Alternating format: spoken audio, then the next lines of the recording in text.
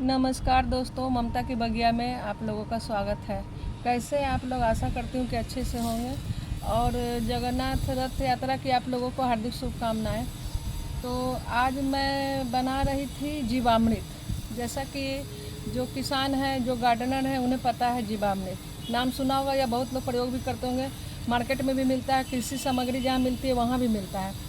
पर मैं खुद से घर में बना रही हूँ क्योंकि मैंने अपने गांव पे सबको बनाते हुए देखा था और इसका रिजल्ट देखा था, तो मैं भी बना रही हूँ। क्यों? इसका कारण है, मैंने कुछ अपने गार्डन से पुराने पौधों को हटाया है और वो बोरियों में, ग्रो बैग में या पॉट में पड़े हुए थे। उन पौधों को जब हटाया, उसकी मिट्टी को सोचा कि प्रयोग में लाऊं, तो वो मिट्टी बहुत सख्त हो चुकी है और उस मिट्टी में कुछ भी पोषक तत्व जैसे मुझे नहीं दिख रहे हैं।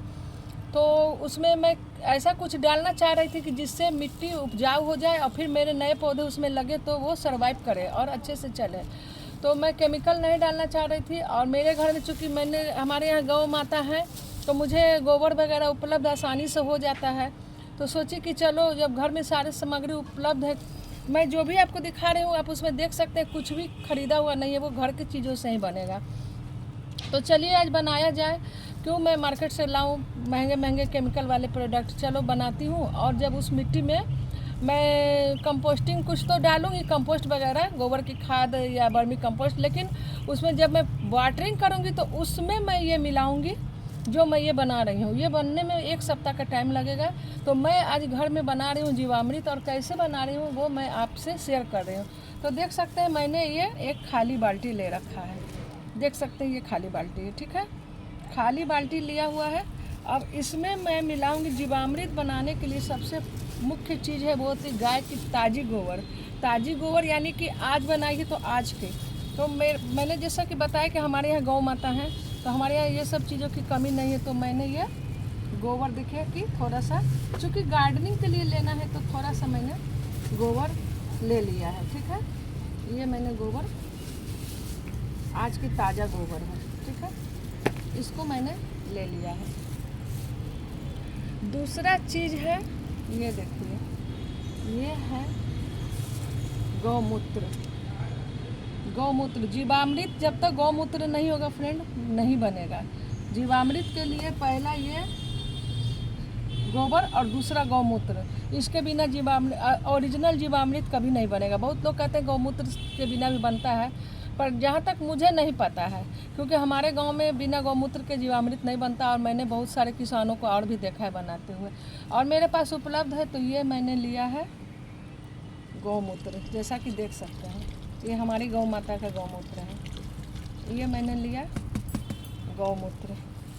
उसके बाद ये है मिट्टी। ये हमारे घर के सामने मंदिर है, जैसा कि मेरे वीडियो में आप लोगों को अक्सर सुनाई देता होगा। बड़ का पेड़ है, काफ़ी विशाल, और लगता है 200 साल पुराना होगा। उस बड़ के पेड़ के नीचे की ये मिट्टी है, देख सकते हैं। मैंने अभी तुरंत अपनी मेट से मंगवाया है, क्योंकि बड़ के पेड़ के नीचे सूक्ष्म जीवाणु होते हैं, और जीवामृत का काम है जीवाणु पैदा करना। उसको उत्पन्न करने के लिए ही इतने चीज़ मिलाया जाता है। तो मैं अभी वहाँ से थोड़ा सा मिट्टी मंगाई, उसको बोला था कि थोड़ा सा लाना, तो उसने थोड़ा सा मिट्टी ला के मुझे दिया है। तो ये है बड़ के पेड़ के नीचे की मिट्टी। उसके बाद थोड़ी सी छाछ, क्योंकि हमें जीवाणु पैदा करना है जो हमारे मिट्टी को उर्वरा बनाए, उर्वरक करे। तो उसके लिए थोड़ा सा मैंने इसमें छाछ डाला है। अभी इसका मेन सीक्रेट बाकी है। ये है गुड़। ये हमारे गांव के भेली वाले गुड़ है, ओरिजिनल गुड़। यहाँ तो बड़े से वो कट्टे जैसे मिलते हैं, उसको काट काट के बेचते हैं। ये हमारे गांव के हैं। ये एक ढेला गुड़। और ये देखिए, ये क्या है? ये है बेसन। ये मैं डाल रही हूँ बेसन। ये है बेसन। बेसन डालने के बाद ये थोड़े से है मेरे जौ के आटा। आप बेसन भी डाल सकते हैं, मेरे पास जौ का आटा था तो मैंने थोड़ा सा, भुने हुए जौ का आटा है तो मैं थोड़ा सा इसको भी डाल रही हूँ। ये सब डाल दिया। अब डालने के बाद इसको मैं डालूँगी इसमें पानी। ये देखिए, देख सकते हैं, पानी डाल दिया। इसको पानी डालने के बाद अब इसे चलाना है, जैसा कि देख सकते हैं, दिखा रहे हैं, देखिए इसको चलाना है, अच्छी तरह से हिलाते हुए चलाना है।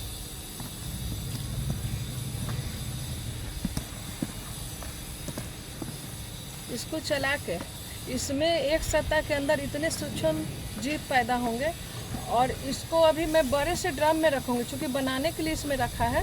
अभी मैं इसको बड़े से ड्रम में रखूँगी, और ड्रम में रखने के बाद फिर मैं इसे, ये कभी एक्सपायरी नहीं होता है, साल भर 2 साल जब तक रखें। जैसे जैसे पुराना होगा वैसे वैसे आप क्वांटिटी कम करते जाइए। 1 लीटर पानी में जब बहुत ज़्यादा पुराना हो जाता है तो मैं मात्र 20 ml डालती हूँ 1 लीटर पानी में।